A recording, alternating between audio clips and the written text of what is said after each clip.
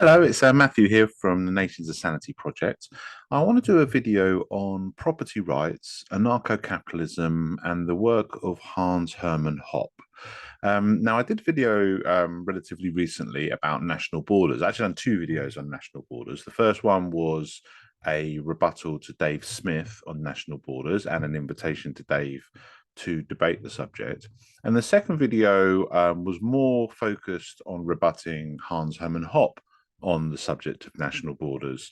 Um, now, as I done my research into what Hans-Herman Hoppe's opinion on national borders was, I read an article by him called "The Case for Free Immigration," for free trade and restricted immigration. Basically, he was arguing for the enforcement of government borders, national borders, and Dave Smith, who also supports the enforcement of national borders, often cites Hoppe as an example of a libertarian thinker, who is on the closed borders side of the national borders debate. Now, in my previous video, I explained why both of them were wrong. And just as distill the argument, their arguments was essentially that, we should support government enforcement of state borders because in a private property society, which is, what libertarians are supposedly going for, we would be able to enforce national borders through private property borders. Now, this is wrong. We can't enforce national borders, not morally, we can't, because this is a violation of the non-aggression principle. This is a violation of libertarian principles. And even if we did it with private property, we would still be violating the non-aggression principle. We can't just get a bunch of property owners together to put all their property together in to form a national border and use their private property borders. Because the point I was making was that we're only allowed to violently enforce private property borders because we're obviously allowed to protect our private property, and the borders are obviously the perimeter of our property. But we're not allowed to protect national borders because we don't have the right to deny people the right to pass a national border because it's not a valid border, and we're not denying them access to our rightfully owned property as we would be if we were defending the border of our private property. But we're actually denying them access to an entire country that includes other people's private property and also includes a lot of areas that are nobody's property, or at least nobody's rightfully owned property. So that's why we can enforce private property borders, but we can't enforce national borders. Now, Hans-Herman Hoppe, in his justification for the national borders, also spoke about an anarcho-capitalist society where he basically said that illegal immigration would be a non-starter, not because we wouldn't have a government robbing us and providing welfare incentives for immigration for immigrants to come and exploit, but because in an anarcho-capitalist society, according to Hans-Herman Hoppe, everywhere would be private property. So not only would nobody be able to pass a national border without trespassing on someone's private property, which would obviously essentially prevent them from passing, but this would be the case not just to enter a country, but also to move within a country. Now, this kind of strikes at a bigger problem. And I've seen this from Hans-Herman Hoppe. I get the impression Dave Smith goes along with this, and I have heard other anarcho-capitalists go along with this, to be perfectly frank, insane understanding of anarcho-capitalism and property rights. Because the people that say that anarcho-capitalist society would basically be where everything is private property, because obviously in our current society we've got private property and then we've got public property or government-owned property. And government obviously claims ownership over basically everything to one degree or another, even if it's not property. They basically claim ownership over the entire country, including actual property like schools and buildings that could just as easily be privately owned. But also over areas that aren't even property, that wouldn't even be privately owned because they've not been homesteaded in any way, just areas of our natural environment, forest, lakes, grasslands, the sea, rivers, all of that. Any land that hasn't been homesteaded would obviously not be property in an anarcho-capitalist society.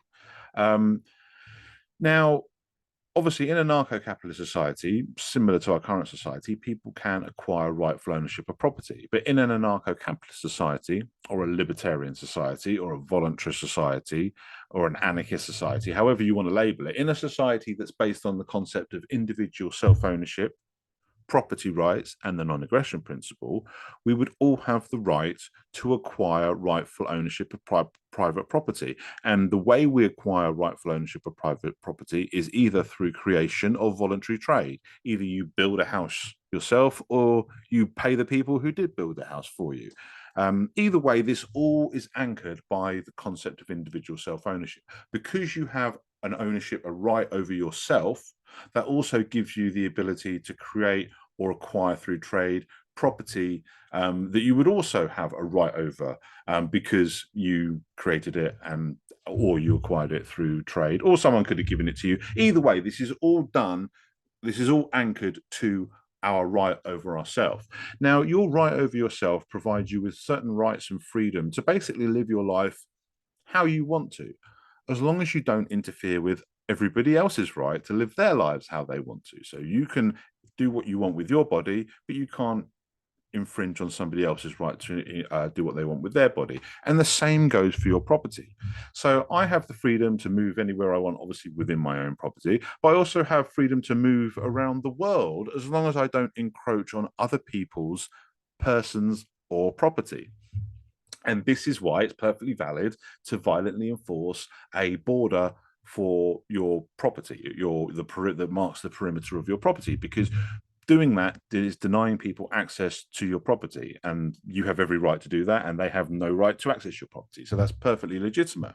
Whereas, as I said, when we do that with a national border, we are not just denying people access to our rightfully owned property, as is our right, but we're also denying people access to an entire country within which there are other people's private property and also areas of property that we have no right over whatsoever.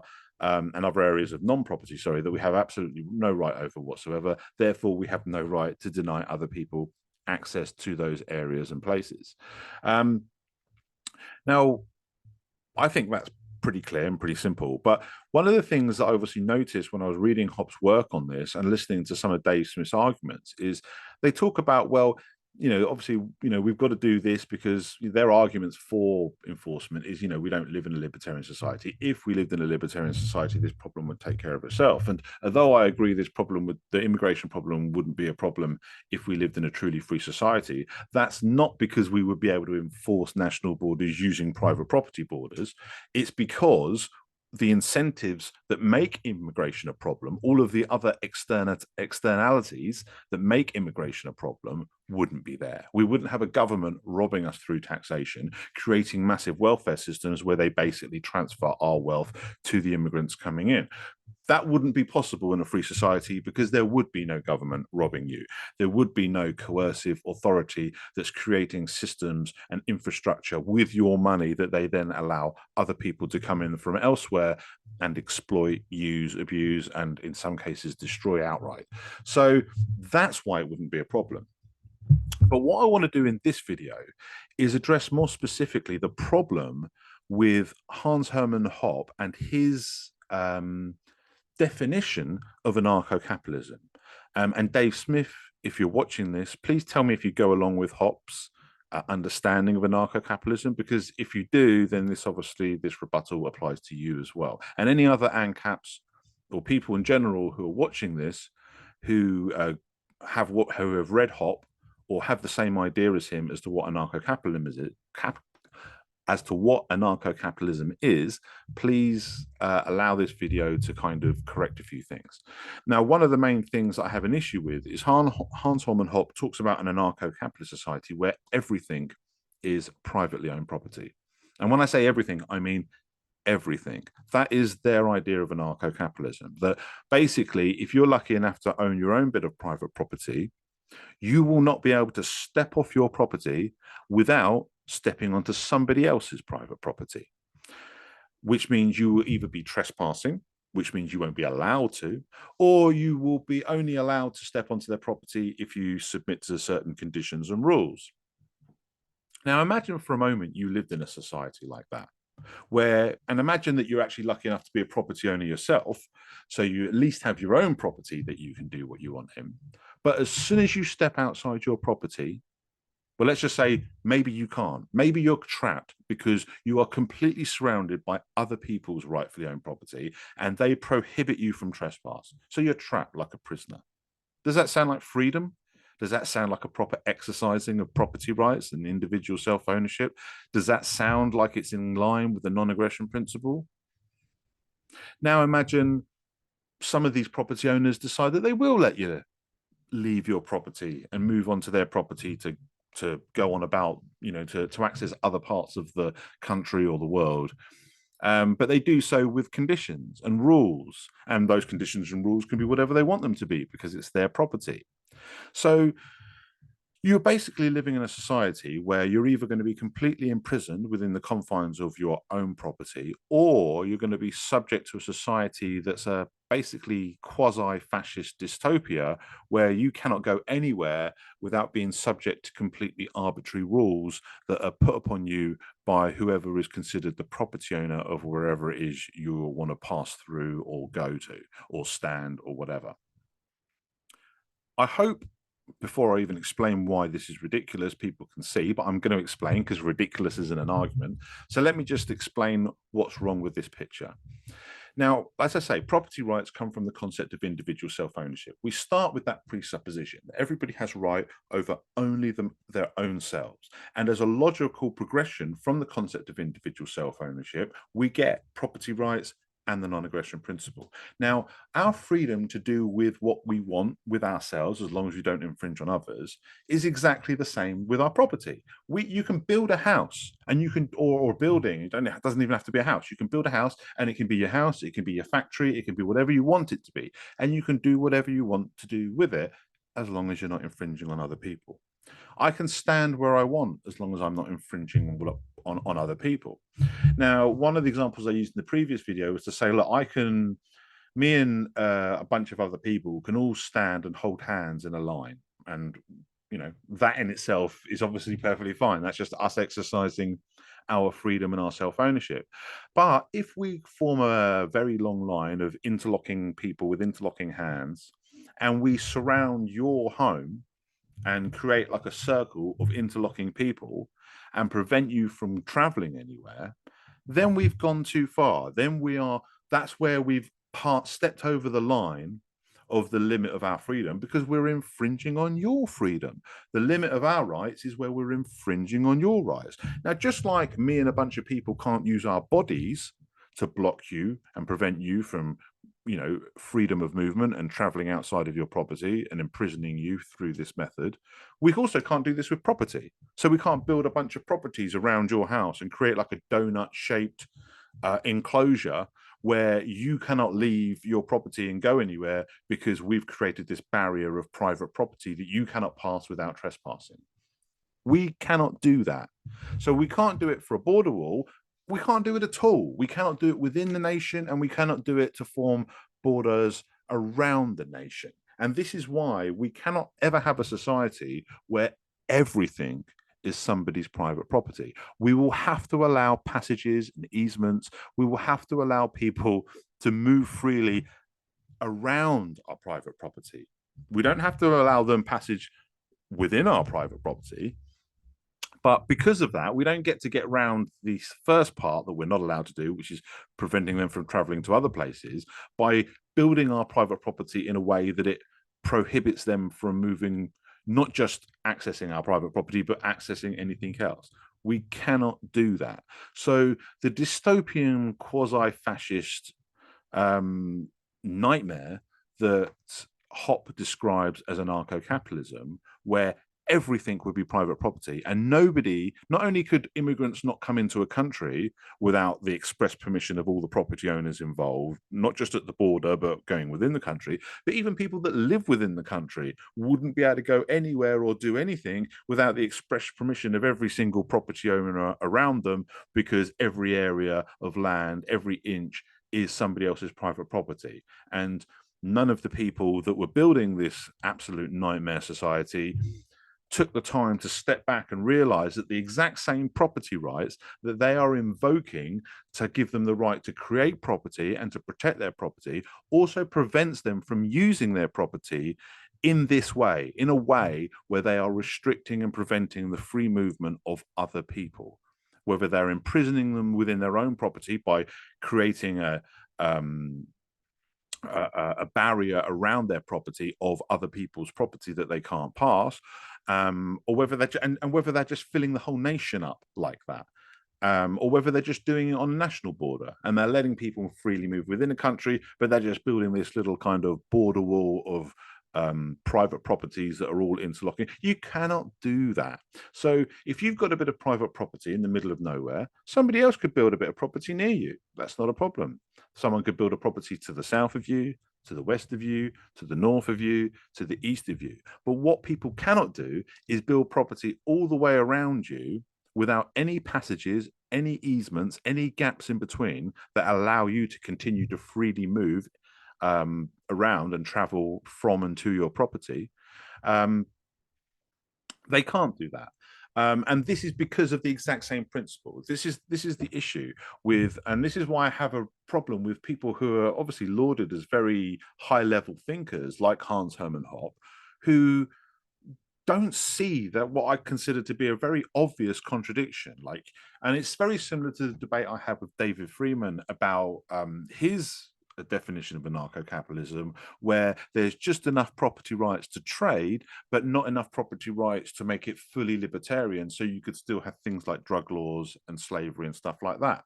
Now, to clarify, I don't want to strawman David Friedman. He wasn't advocating for drug laws or slavery, or even saying that he felt that they were very likely in an anarcho-capitalist society. But what he did say is that they were possible in an anarcho-capitalist society, because as far as he's concerned, an anarcho-capitalist society was not definitionally libertarian. It didn't have to be libertarian. I obviously disputed this with him in my debate, because from my point of view, the very property rights that you're invoking for capitalism, you're then violating with drug laws and slavery and stuff like that.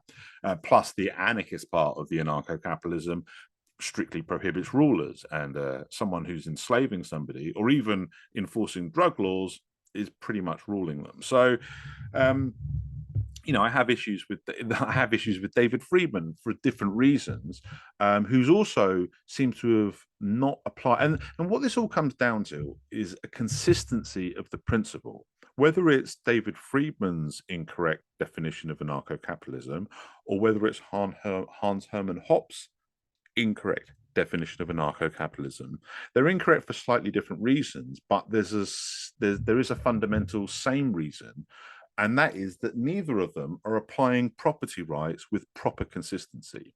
Now, David Friedman's only is failure is where he is kind of having this gradation of property rights. We're saying, well, we just need enough property rights that we can buy and sell and have property, but we don't need to go all the way and be completely consistent where we also would outlaw slavery and drug laws and all of those sort of things. And I just think that's crazy. I just think either property rights are being respected or they're not. And this selective approach where we have just enough property rights to trade, but not enough property rights to understand that slavery is criminal and not a valid thing to trade, or that drug laws are criminal and not a valid thing in an anarcho-capitalist society. I just think that's insane. And I also think it's insane that people like Hans-Herman Hoppe would describe anarcho-capitalist society as a society where everywhere is privately owned and nobody can move anywhere without the express permission of all the property owners all around them. That is crazy. I would expect to live in a society where I would need people's permission to enter their property, but I wouldn't expect every inch of everywhere to be somebody's property. I would still expect passages and gaps between property and easements and whatever is necessary to allow my free movement, because your right to build property is restricted by that one restriction, that you're not allowed to interfere with other people's rights and freedom. And if you are, whether you're doing it yourself or whether, I mean, because this is the other thing as well. It's like one person can't build a donut-shaped property around your house and imprison you because you can't leave your house without stepping onto their property. But also a bunch of people can't do that. It doesn't matter whether it's one person owning the property that's infringing on you, or whether it's lots of different people all owning different parts of property that together infringe on your freedom. Either way, your freedom is being infringed on, your rights are being infringed on.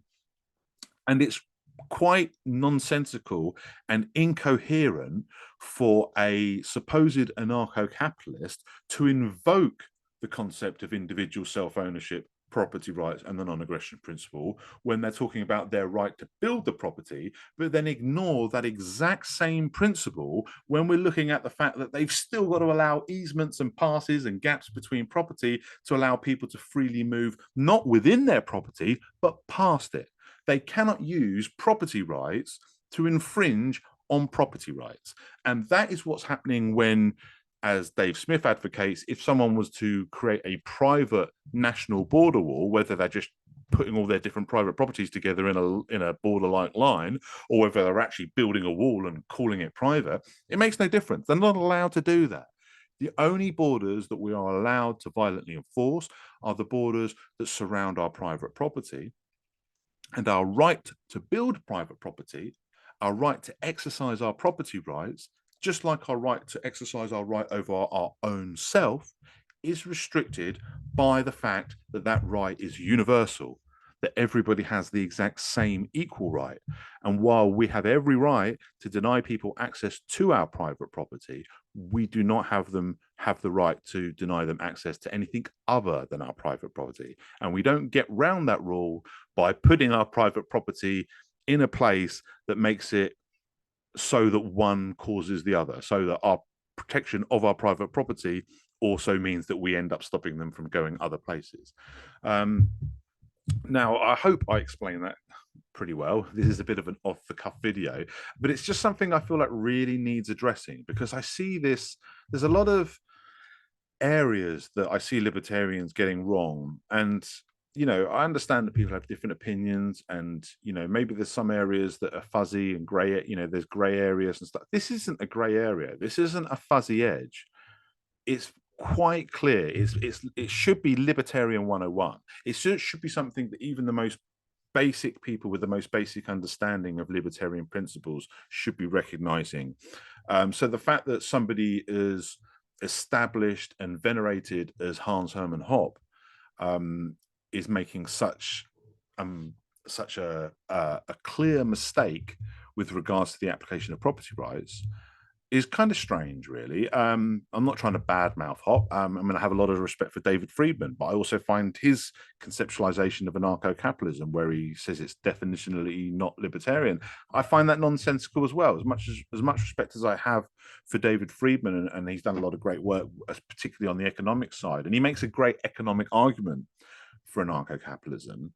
But the problem is he does that in lieu of the libertarian argument. He thinks he needs to, because anarcho-capitalism doesn't have to be libertarian. And it's like, well, of course it does. The very same principles that define anarcho-capitalism are what defines libertarianism. It's what defines anarchism. It's the basic idea that everybody has right over themselves. And from that simple concept, we get property rights and we get the non-aggression principle as basic logical conclusions from that presupposition that every individual has right over only themselves. So I don't know why so many people miss this. And I don't know why this isn't something that's been pointed out a lot more by prominent libertarians. One of the reasons why I'm very keen to speak to Dave Smith, in addition to getting the borders issue wrong, is I think he seems to be making this same mistake where he's kind of wanting to invoke property rights and ignore property rights at the same time. And it's like, well, you can't do that. It's like, if you want to invoke property rights, especially, you know, and when I say property rights, I mean libertarian property rights. You know, people can talk about property rights, you know, as ratified by the government. But that's not what we mean. We mean property rights that are actually valid, not arbitrary rights that some criminal organization said, you own this because we said you own it. No, property rights is when you own something because the basic principle of property rights says you own it, not because some arbitrary authority says you own it. Like if you build your house and or you get somebody else to build it, but you know, you pay them to do it and whatever, and you build buy the materials and all the rest of it, that's your house. But if you use slave labor to build your house, or if you stole the materials to build your house, then it wouldn't be your house, you know? So this is a good example. This is why slavery can't exist in an anarcho-capitalist society, despite what David Friedman insists, because the same property rights that you're invoking to be able to trade and have a capitalist society where people own property doesn't allow you to own slaves. It doesn't allow you to enslave people. It also doesn't allow you to enforce drug laws. And surely we couldn't have a free market if you've got drug laws, because what about all the people that want to trade and use drugs? They're not free in a free market. So, you know, this is something that I think is very important. I realize this video might be a little bit messy. You know, I'm not going from script. I'm just kind of going off the top of my head. But it's important. It's important that people understand that if they want to invoke property rights, then they need to understand property rights, and they need to be consistent with the principles of property rights. So, yes, we can build private property, and we have the right to violently enforce the borders of our private property, because no one else has the right to access our private property. But people do have a right to travel the world as long as they don't trespass on our private property. And we don't have a right to build our private property in a way that makes it impossible for them to move without trespassing on our private property. So, you know, this is something, you know, it's like your neighbor can't build his house outside your driveway, so you can't get off your drive. You know what I mean? It's like, then it would be infringing on you. But if he built his house next door in a way that wasn't infringing on you in any way, then literally you have no complaint. So yeah, I hope I've been as clear as I can be in this kind of muddled video where I'm just kind of talking off the top of my head. But that's the basic point that people need to understand. The definition of anarcho-capitalism that's presented by Hans-Herman Hoppe is wrong, and it's incoherent, and it contradicts itself. Because, as I say, you cannot have a society where everything is owned and you cannot go anywhere without trespassing on somebody else's private property. That's not libertarian. That's not anarcho-capitalist. That is not a free society. That is fascism at best, or at least some kind of quasi-fascist dystopia. So if anyone thinks they've got any arguments against that, I think that's pretty solid what I've said, despite being a little bit messy in the way that I've described it. I hope I've made myself clear. And if anyone wants to debate any of these issues, then I'm always open for that. And thank you for listening.